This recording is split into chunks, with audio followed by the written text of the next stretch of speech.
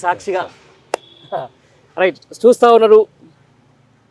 మార్పు ప్రజాపాలన తెలంగాణలో అధికార మార్పు జరిగిన తర్వాత ఈరోజు తెలంగాణ రైతుల నిజమైన పరిస్థితి ఏంటి?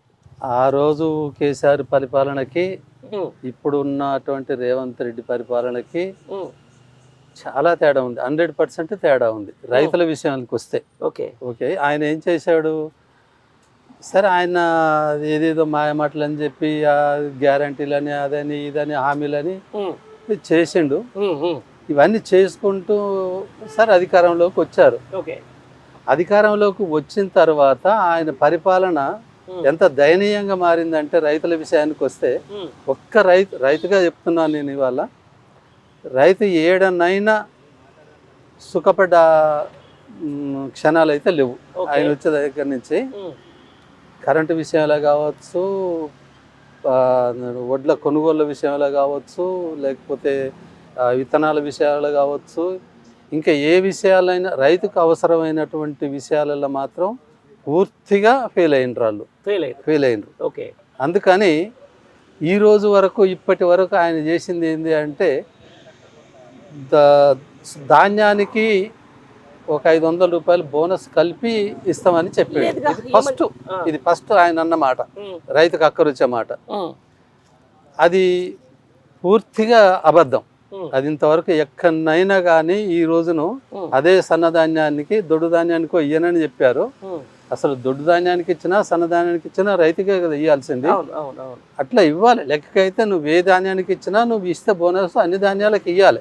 అది కాకుండా నువ్వు సగం ఇది పెట్టి సగం అది పెడితే ఈ సన్నధాన్యాన్ని అన్నావు. పెద్ద తెలివైన మాట ఏందో అర్థం కాదు. అది కానీ సన్నధాన్యాన్ని ఎండబెట్టి నువ్వు మార్కెట్లో పోసి ఐకేపీ సెంటర్లలో పోసి ఒక నెల తర్వాత 20 రోజుల తర్వాత నువ్వు వాళ్ళు కాటా పెడితే అవి 6 క్వింటాల కావాల్సిన వడ్లు పుట్టికి 5 క్వింటాలు కూడా కావు. నువ్వు ఇచ్చే 500 రూపాయల బోనస్ కాదు కదా, ఒక 5-6 వేల రూపాయలు పోతాయి అక్కడ.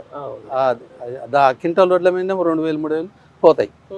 ఇంకో విషయం, ఆ సన్నధాన్యానికి కూడా ఇంతవరకు నువ్వు ఇస్తానన్నది ఎక్కడ లేదు, ఏడ కల్పించను లేదు. రైతులు ఏం చేస్తుండ్రంటే మిల్లర్స్ దగ్గరికి తీసుకుపోతున్నారు.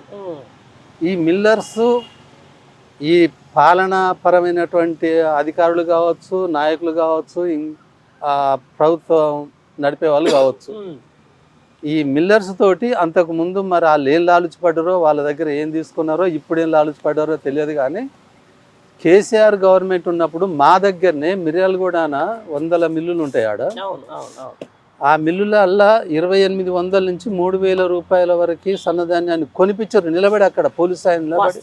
వాస్తవం ఇది, నేను కూడా పోయాను అక్కడికి.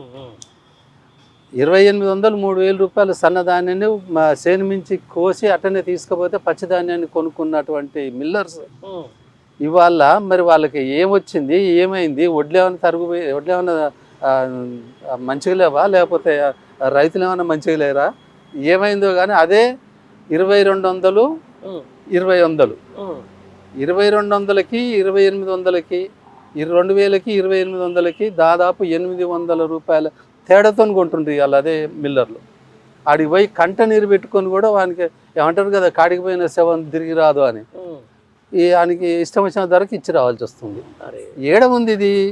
ఇప్పుడు అవియాల పనిది అదే సన్నధాన్యం, ఇవాళ కూడా అదే సన్నధాన్యాన్ని తీసుకుపోతున్నాం రైతులవి. 2,000 రూపాయలు పెట్టి కొంటాడా ఎక్కడన్నా? వీళ్ళు ప్రభుత్వం మాయ చేయకపోతే వాళ్ళేదో ఈ ఇష్టం వచ్చినట్టు డబ్బులు వాళ్ళ దగ్గర వీళ్ళు వసూలు చేసుకోకపోతే ఇది ఏడ జరిగింది చెప్పండి? ధాన్యంలో ఏం లోపం లేదు.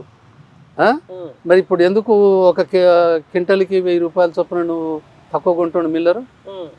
ఇది ఫస్ట్ పాయింట్. ఇది పోగా నువ్వు ఏం చేసినావు, ఐకేపీలలో పోసుకోండి నేను ఏదో బోనస్ కల్పిస్తా అన్నావు. ఐకేపీలలో పోసిన దాటికి గతి లేదు, అతి లేదు ఇంతవరకు. ఆ ఎండబెడితే సగం గుంజుకపోతాయి. సన్నధాన్యం ఎండబెడితే పూర్తిగా రైతు నాశనం అవుతుంది. ఎందుకంటే పచ్చి ధాన్యాన్ని అమ్మితేనే కొంచెం బరువు వస్తాయి, ఎండబెడితే పూర్తిగా బరువు తక్కువ అవుతాయి, అలకనవుతాయి. అది వాస్తవం. ఇదోటి. ఇక పోతే నువ్వు రైతులకి రైతు బంధు 5,000, 10,000 రూపాయలు సర్కారు ఇస్తే పోయిన సర్కారు నువ్వు 15,000 ఇస్తా అన్నావు. ఆ రైతు బంధు మాటే ఊసే ఎత్తకుండా పోయింది. 7,500 ఇస్తాను. 5,000 ఉంటే ఎకరానికి 7,500. 7,500 అదే 2 కార్లు కలిపి 15,000. ఆయన 2 కార్లు కలిపి 10,000 ఇస్తే నువ్వు 15,000 ఇస్తా అన్నావు. అది అది ఎక్కడ పోయిందో అసలు దాని ఊసే లేదు. అది కాకుండా నువ్వు రుణమాఫీ చేస్తా 2 లక్షల రూపాయల వరకు అని అన్నావు. ఎక్కడ జరిగింది ఆ 2 లక్షల రూపాయల వరకు?